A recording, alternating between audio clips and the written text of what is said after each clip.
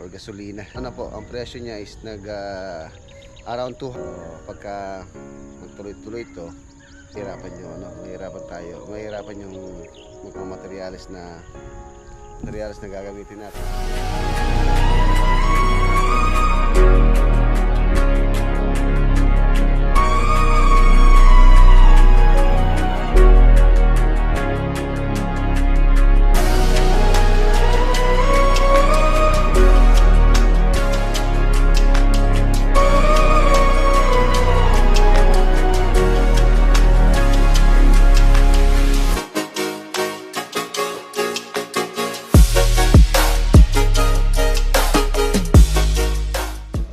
Sila dito framing ceiling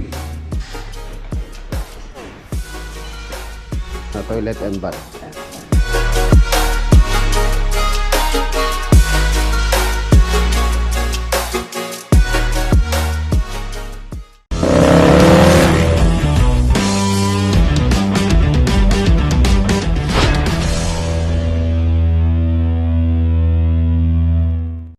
Good morning.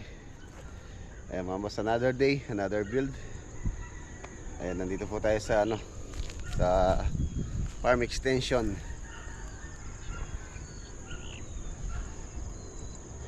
So for today's video mga boss, asikasuhin ko lang po yung mga kailangan naming materials ngayon. Napaka serious na ng problema sa po dito sa atin sa Pilipinas, yung problema sa langis. Sabagay hindi naman po dito lang naman sa atin, sa mga ibang bansa rin, halos sa problema po nila ang pagtaas po ng kurudo or gasolina. So apektado po lahat, pati yung construction materials, napakalaki po ng tinaas. Ayan, yung dating 180 na simento ngayon halos sa ang presyo niya is around 200 na, 180 halos 20 pesos na ang tinaas ng semento. Ganon din sa mga buhangin, graba, bakal. So ayan mga boss, hindi po natin inaasahan yung ganitong pangyayari. Grabe po yung pagtaas, gawa ng krisis na to sa giyera sa ibang bansa. So wala po kasi sa natin yon, sa bagay, wala sa quotation or sa contract. So pagka magtuloy-tuloy ito,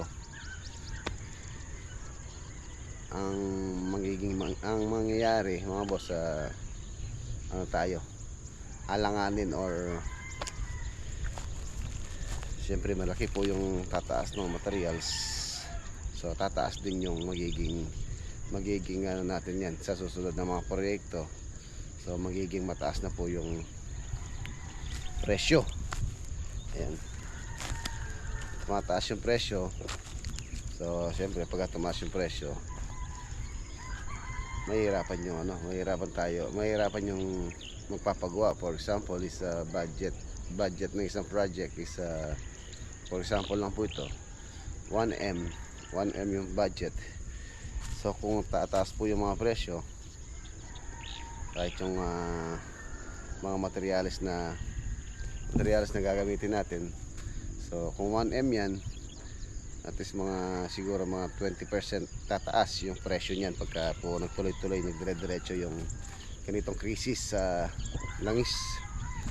So yun mga boss, share ko lang sa inyo. Ito na po yung lot ko, or yung bagong bili nating lote. Maraming salamat po sa mga masaya na meron tayong naipundar. So, yung pag-develop nito or developing, yan natin tawag dito, papa-estimate natin kung magkano yung developing. Yung balak po rito, tulad ng pinapangarap ko, is fish pan. Kasi ito pong area na to mga boss, hindi po ano po ito, lumulubog. Ayan, once a year lang siya ganito natutuyo. Ganitong tag-araw or summer season, ayan, tuyo siya. Pero pag pagdating ng ano ng tagulan na, sa magiging ano na po na matubig na yan. Kaya once a year lang po nakakapaglagay ng palay dito, tulad yan, no. And pagka-harvest niyan, so nasa farmers na kung gusto pa nila mag second crop or gusto nilang sumugal, kasi yung palayatan nasa 100 days yan eh. So mga 3 months. So kung March tayo ngayon, April, May, June. So June, kung mag second crop sila, tatanim sila ngayong March. So aanihin nila yan 3 months, March, April, May, June. So bandang June. So alam naman natin dito sa Pilipinas, pag dasapit ng June, isa ano na, tagulan na, or may mga bagyo na pumapasok. Ayan. So tingnan natin, papa-estimate ko muna magkano yung developing dito. Maganda rito, fish pond. Nag-aalaga tayo ng isda. Ayun, kangkong. Ito, kangkong. Medyo payat nga lang dahil wala siyang tubig. Pagka nagkatubig po yan, tataba yung kangkong na yan. So may instant kangkong ka na dyan. Adobo. Ayan, kangkong lang, adobo, masarap na yan. Itong palay na to, harvestin na to.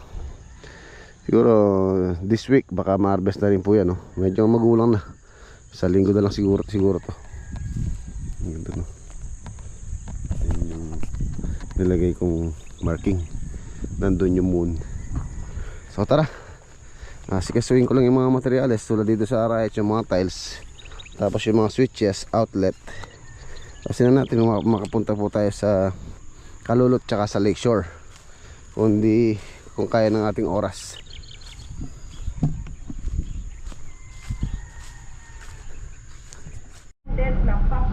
Ayun yung gasolina mga boss, yung diesel 99.95 ang presyo po ng diesel. Alas 100 na.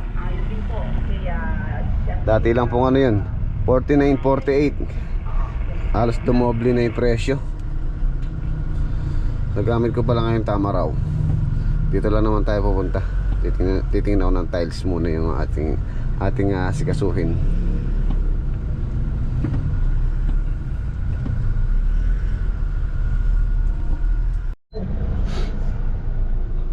Ayan, dito sa City Hardware tayo ng tiles.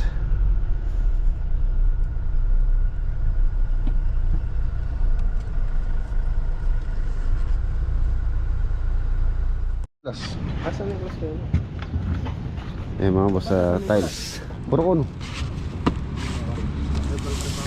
Ano yung kaya na rin eh? Yung tarang project yun yung kaya sa Lechawin. General na rin. Wow, Lechawin na rin. Ayan mga boss, ayan yung tiles sa mga apartment. Okay, thank you. Sige na, sir. Sige, sir. So yung iba dun sa kabila natin kukuhanin. Kasi yung meron pong napiling tiles sila owner, so dito wala. Sa kabilang store. Okay. Sa kabila naman tayo. Ayan na mga boss, okay na. So na-order na tayo dito. So yung pong binili ko dito, i-deliver na lang nila. Dahil medyo marami-rami po yun, hindi kaya ng sasakyan. Ano lang naman, magkano lang naman delivery charge. Nasa 500 po yung delivery charge. So yun. So yung binili natin kanina sa ano, yun na lang po yung dadalhin natin sa City Hardware. So let's go, balik na tayo sa Riot Project. Riot Project tayo. Ayan mga boss, nandito na tayo dito po sa Riot Project. So pagtapos natin dito, i-discarga lang yung ating pinamili. Tapos diretso po tayo sa Lakeshore. Update po tayo sa Lakeshore Project. Tapos pala papasukatan ko na yung mga bintana para masimulan na rin pong gawin yung mga bintana rito.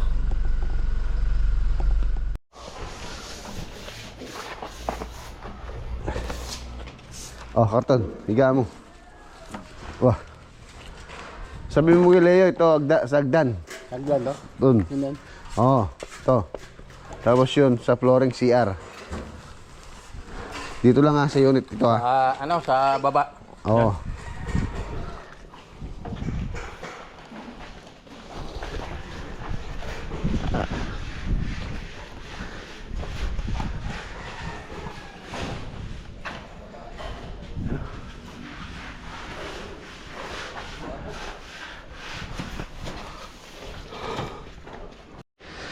Diyan ko ang ano doon. O yung tiles doon. Yung ano, yung Pipe ng sabon. 30 by 60. Titigas po. 30 by 60 po yun dito. Napili nila client. Ano siya? Wood look.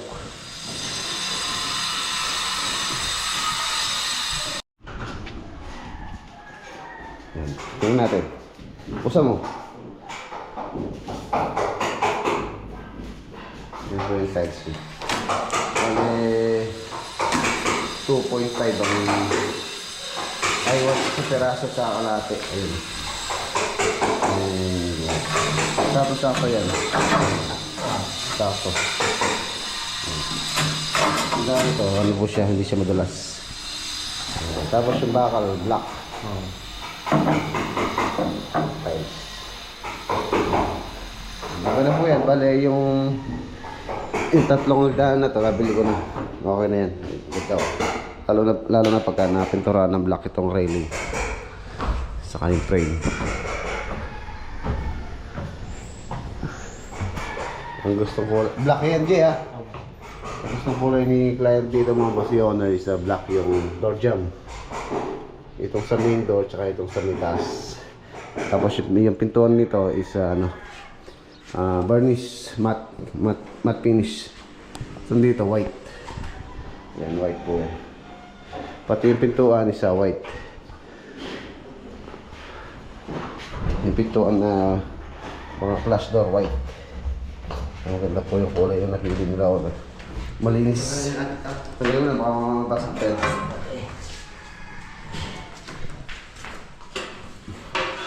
Ayan, yung mga glass door na yun.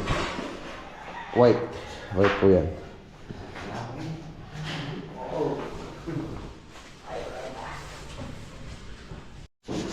Meron tayong birthday. Oh, birthday. Happy birthday. Oh, birthday mo ngayon. Birthday mo? Baka hindi naman baka hindi yun naman. Saan yung ID? Birthday mo? Happy birthday. Boss, dito pa lang.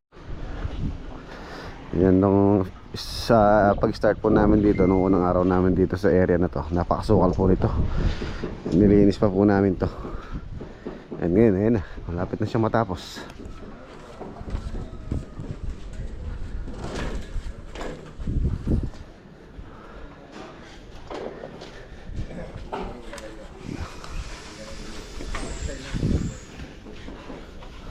Tara, sa lakeshore naman tayo.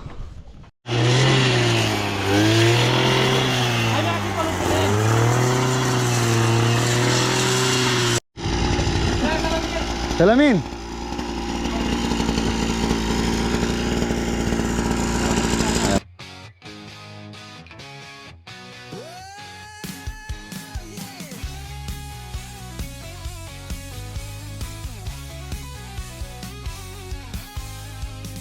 Kada araw may simula, may plano sa kamay.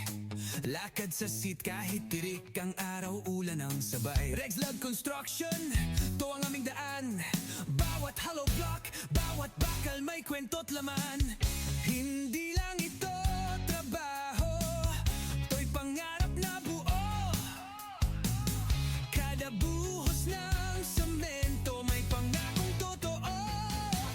Sa bawat pakot martilyo, tibay ng loob ang dala namin dito. Regs Vlog, kwento ng konstruksyon, puso't pawis, tunay na misyon. Buuin ang mundo, unti-unti pero totoo. Ayan, nandito na tayo. Ayan mga boss, halos mabuo na po yung framing nung bubong. Medyo mabusisi po itong bubungan, itong framing. Kaya medyo tumagal itong pagbububong. Mag 3 weeks na po yung ano nito, yung pagka-trusses nila this coming week. Ayan. Medyo mabusisi po kasi itong ganitong klaseng bubong. Ayan, halos matatapos pa lang yung kanilang yung kanilang mga raptor. Dami oh. Tapos ayan, still ongoing po yung nila pagpa-plastering. Plastering.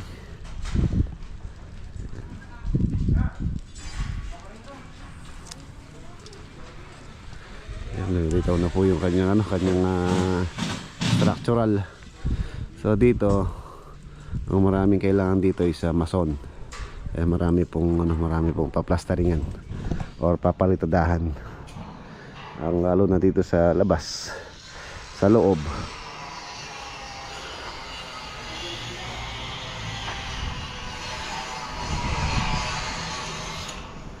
Silipin natin yung naplasteringan na sa loob.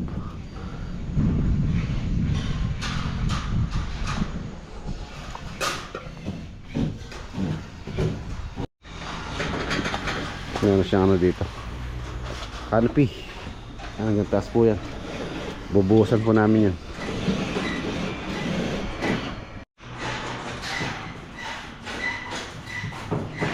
Ito po yung kanyang main door. Ito po yung malaking hamba na dala-dala natin nung nakaraan. 1.2 yata ito. Muli ako nagkakamali, 1.2 by 8 feet. Tapos meron siyang fix dito kung saan po yung kanyang bisagra. Doon po, pag ganyan po yung swing niya dito papunta rito.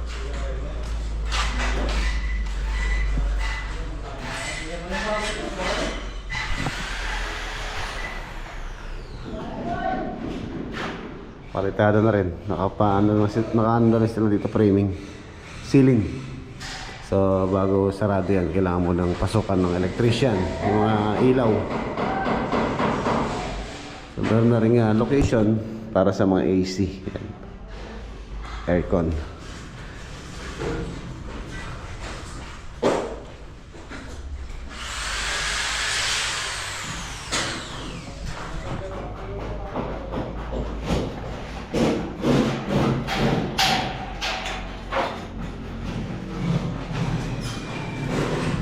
Palitada. Yung sa data plywood mo, pansi ko ala. Agad tayo sa taas.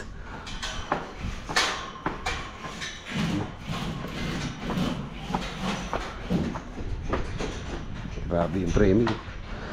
Roofing.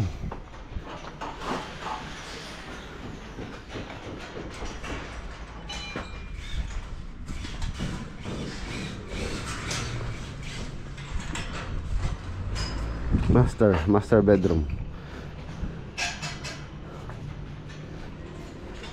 Meron siyang dito, balcony.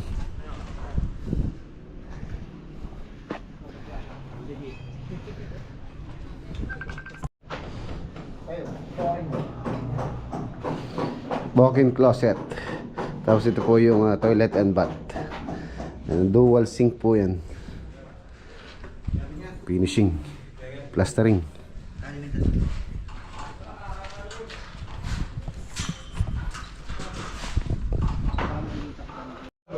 Tayo na singkamas oh. Kape. Tayo. May pagin.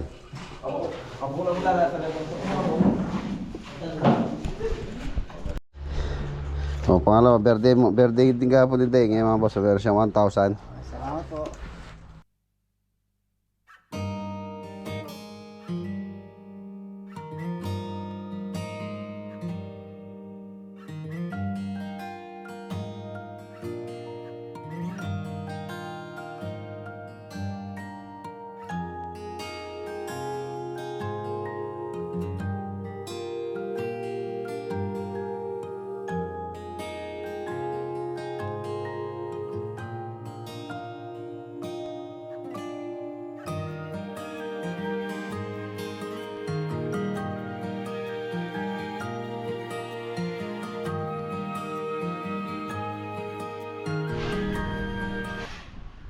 So yung mga boss, iwanan natin sila.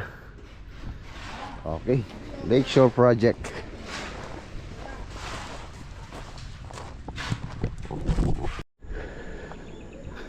Yun o. Ay mga boss, nandito na tayo. Sarap dito. Pagka ganitong oras, ma-presko na po rito. So dito tayo nag-intro kaninang umaga. So dito tayo mag-outro. So yun lang po yung ating vlog for today. So bukas, abangan nyo po yung lakad natin naman bukas. Ayan.